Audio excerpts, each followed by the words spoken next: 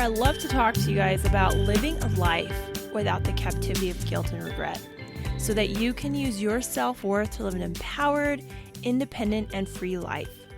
I'll start off by saying that I am not a licensed counselor, psychologist, or psychiatrist, but I am a student of life and a healthcare professional who loves to research, loves Google, and also enjoys in-depth conversations with other people to find what our commonalities are and what makes us tick. So if this topic and similar topics are of interest to you, you can go ahead and subscribe. And I also enjoy receiving feedback from email at Bettina@intherising.com, and I put this in the description box below.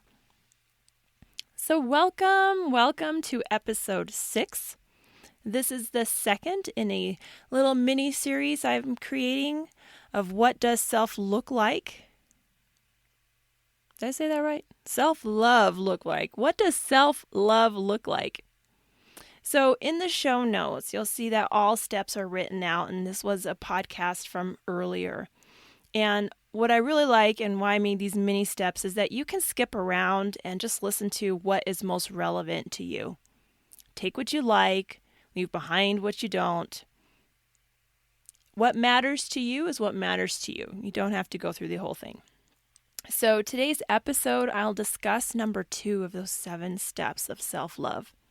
And that is how important it is to act on what you need as opposed to just acting on what you want. How does this relate to self-love? And how is this saying true to your own self-worth? Well, first let's look into what do you mean what I need versus what I want? You know, we all get basic needs, but I'm going to dive into that a little bit more in just a moment. So I would love for you to take a moment and really look at basically the photograph of your life. When you look at this photograph, does the picture that you're looking at resemble your expectations? Do you think you have accomplished what you have sought or thought you would have accomplished by now? And this doesn't have to be from a negative standpoint either, because you can surprise yourself with everything you have accomplished, all of those bumps in the road that you did not plan for and did not expect that you overcame. That's in that picture. And so this is nothing about self-boasting or being humble. This is just a self-assessment step. Do you have the career in which you can support yourself? Does your personal life look the way you imagined it? And I'm not just talking about marriage. You know, I thought I'd be married by now, or I wanted my 2.2 kids, or I had 5 and I wanted 2. I had 1, I wanted 4. But what about your friendships? What about your interpersonal relationships that are outside of the intimate relationships? And a huge one, the one that's the focus today, is what does the relationship you have with yourself look like? Are you happy when you see yourself in the mirror? And I'm not talking about whether or not you gained 5 pounds or lost those 20 pounds that were plaguing you. Are you really proud to be in the skin that you're in when you look in the mirror? And is that reflected in the picture of your life? So I have another example here. What if you were incredibly shy when you were younger and your goal was to be able to go to church or function or work and really just be out in your element, feel comfortable, even though you're not? Have you been able to accomplish that? Have you looked at your physical needs as well as your emotional and intellectual needs? And we're going to dive into that. So number 1 is your physical needs. Are you addressing basic things, which include food, water, and shelter, right? Is your food intake what you know is appropriate for you? I get we all have different financial situations, and I understand there are some grocery stores that you can buy water that's $7. Yeah. I'm not talking about that. Within our means, within our capacity, are we doing the best with the resources we have for our own food? Are we doing this other thing called exercise when you're moving on a regular basis several times per week? Are you doing that for yourself? And what about that roof? Does your house represent you, or does your room represent you? Can you see your personality in it? Is there warmth? Are you excited to come home because the warmth of your house or the warmth of your bedroom is just comforting? It is your sanctuary. Have you let your physical needs be present?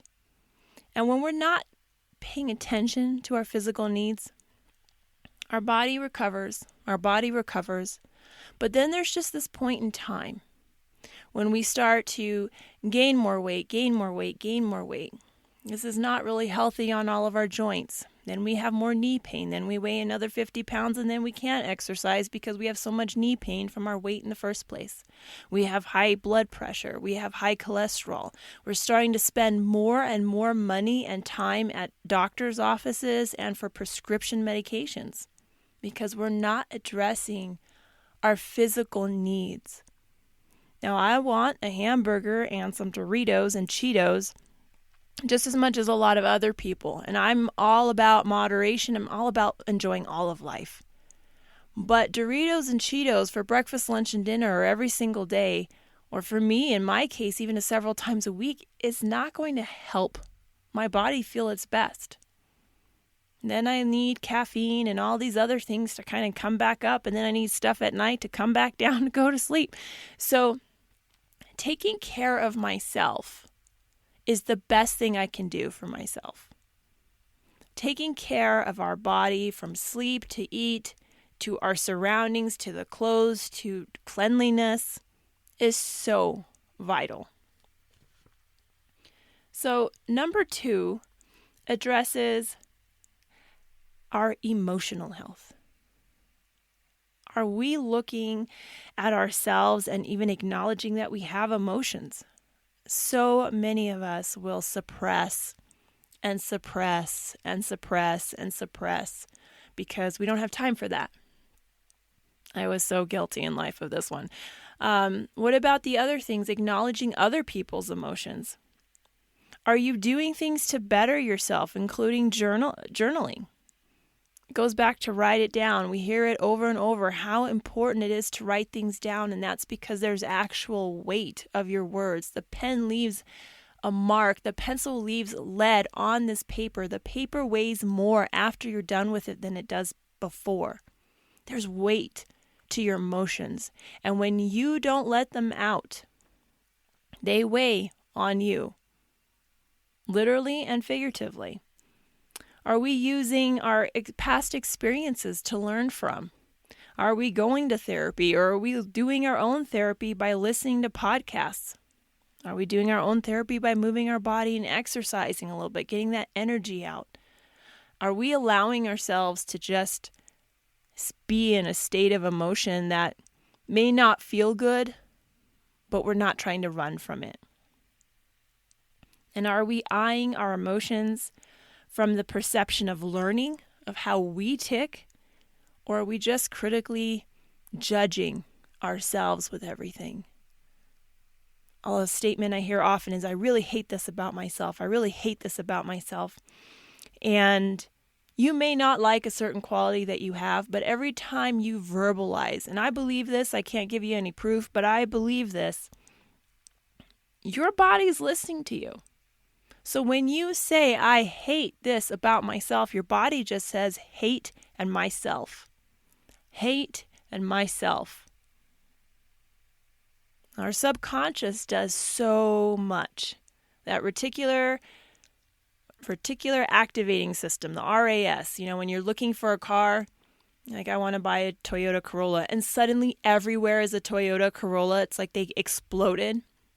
That's not an uncommon phenomenon. It's just your brain has learned to pay attention to something that has been on its mind. You searching that Toyota Corolla. So when you're saying, I hate this about myself, your subconscious has to only be hearing the critical parts of that sentence, because we skim everything, right? We skim when we scroll, we skim when we read. Faster. Well, the main points are hate and myself. So just changing our vocabulary, our personal dialogue, our inner dialogue, our self-talk does so much for our emotional state. And number 3 is asking yourself if you've addressed the needs for your intellectual health. And I'm not talking about book smarts, like, I need another certification, I need another degree, I need a this, I need a that. Intellectual health has so much more to do with expanding your mind, learning something new, whether that something new is about something else or about a very personal person, as in yourself. Learning a new hobby, learning something to open your mind instead of just letting things be the way they are and your brain turns to jello. There are research studies out there that really advise all of us to do crossword puzzles and word find puzzles. And now there's this stuff on the internet, to help your spelling, do this, to, brain games and all of these things to use your brain. It's basically using your entire life and just working it. When you're thinking hard, when you're studying for tests, I know this from college days, that I would always eat a lot. I always had to munch and eat. And this is because when a brain is really working, it burns more glucose. It burns more sugar. Now, it never burned the sugar in the areas that I wanted to burn my extra stuff, but it burns more. It's because it's being used. Are you using that brain? And are you using that intellectual health to help the collective around you? A person next to you and the person across the street? Or are you kind of retaining some information that you may be able to just give back to someone else?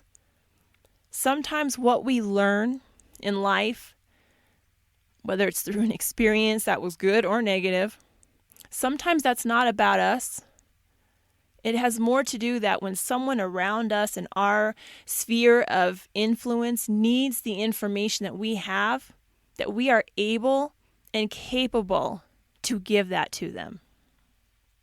So, as a recap, today I talked about addressing our physical needs versus our physical wants, our emotional needs versus our emotional wants, and our intellectual needs as opposed to our intellectual wants.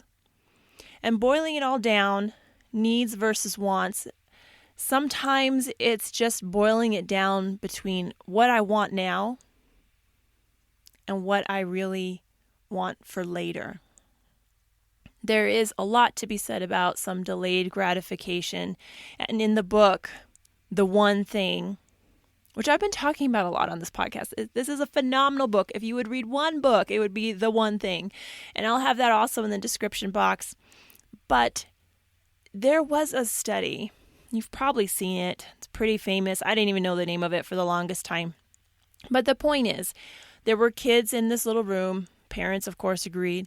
And they were given one cookie.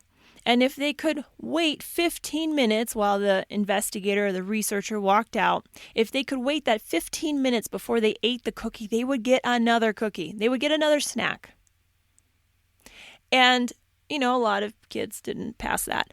If you put Oreos in front of me, I don't know I'd pass that either. But the bottom line is they decided to go back about 20 years later and follow up with those kids. And the amazing thing is that the kids who were able to wait and hold off for that snack, they were able to wait 15 minutes when they were younger. They actually progressed further in life academically, financially. They didn't check the emotional status, so I can't report on that. So what does that mean? That means having that ability to assess what you really want, which is usually what you need. I really want to be healthy so that I don't spend a lot of money on prescription drugs in 30 years. Then what I really want turns into what my need is. I need to pay attention to what I'm consuming. I need to not eat this. I need to drink that. I need to pay attention. And after a while, these small domino effects of habits start to take shape. So I hope that this was somewhat of value for you today, and that you learned something. If you did, I would love to hear from you at Bettina@intherising.com. And I also know that all of our time is valuable, and I appreciate yours. So if you want to leave a review, I would absolutely appreciate that as well. New podcasts will be available on Tuesdays. And I hope that this was inspiring for you. I enjoyed talking about it, and let's keep building one another up.